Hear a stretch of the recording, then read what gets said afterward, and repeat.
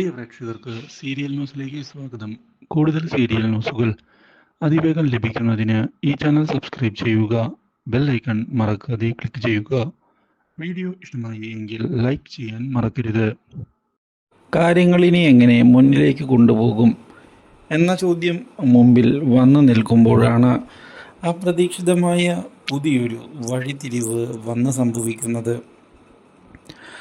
ഇപ്പോൾ ജയരാമൻ മടങ്ങി വന്നിരിക്കുകയാണ്. ഇത് കണ്ട് അവിടേക്കെത്തുന്ന ദേവബാലയും ദേവരാജനും എന്താണ് വന്നത് എന്ന് ചോദിക്കുകയാണ്.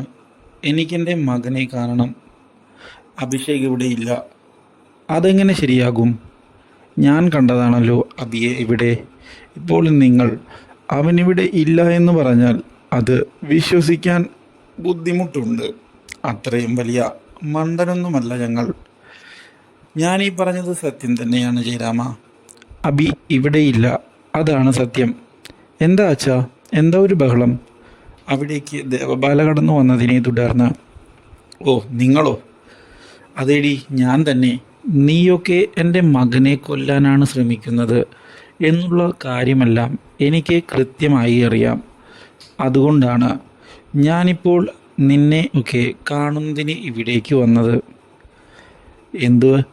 അബി അതിന് ഇവിടെ ഇല്ലല്ലോ? ഇല്ലെന്നോ?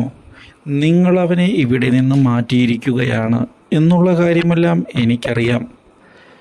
അതുകൊണ്ട് തന്നെ ഞാനൊരു കാര്യം ഇപ്പോഴേ പറഞ്ഞില്ലെന്ന് വേണ്ട. എൻ്റെ മകനെ എനിക്ക് കിട്ടിയിരിക്കണം. ഞാൻ ഇനിയും വരും. വെറുതെയല്ല, എൻ്റെ കൂടെ അവൻ്റെ അമ്മയും കാണും. അപ്പോൾ ഞങ്ങൾക്കൊരു ഉത്തരം ലഭിച്ചിരിക്കണം. ആ ഉത്തരം ലഭിച്ചില്ല എങ്കിൽ നിങ്ങളെല്ലാവരും വിവരമറിയും. ജയരാമൻ ആരാണ് എന്നുള്ള കാര്യം നിങ്ങളെയൊക്കെ അറിയിപ്പിച്ചു തരും ഞാൻ. പറഞ്ഞില്ലെന്ന് വേണ്ട എന്നും പറഞ്ഞ് ജയരാമൻ പോയതിനെ തുടർന്ന് ആകെ പകച്ചു പോയിരിക്കുകയാണ് ഇപ്പോൾ ദേവബാലയും കൂട്ടരും. ഒരിക്കലും ഇങ്ങനെ ഒരു വഴിത്തിരിവ് പ്രതീക്ഷിച്ചതല്ല. അതുകൊണ്ട് തന്നെ ഇനി എന്ത് ചെയ്യും എന്ന് അവർ ആലോചിക്കുന്നു. പക്ഷേ ഇതിനിടയിൽ മറ്റൊരു വഴിത്തിരിവ് ഉണ്ടാവുകയാണ്. ഇഷയുമായി തൻ്റെ ജീവിതം സന്തോഷകരമായി മുന്നിലേക്ക് അഭി കൊണ്ടുപോകുമ്പോഴാണ്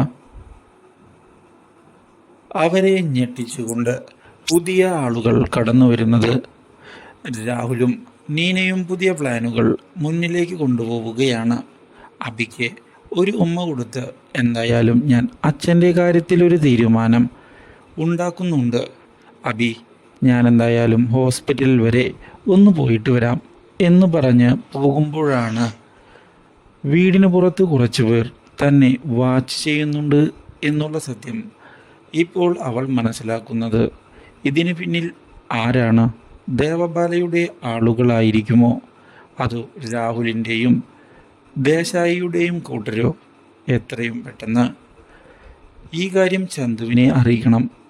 അല്ലെങ്കിൽ ഇപ്പോൾ അഭിഷേകിൻ്റെ ജീവിതം അപകടത്തിലാകും എന്ന് ഉറപ്പിക്കുകയാണ് ഇപ്പോൾ അവൾ.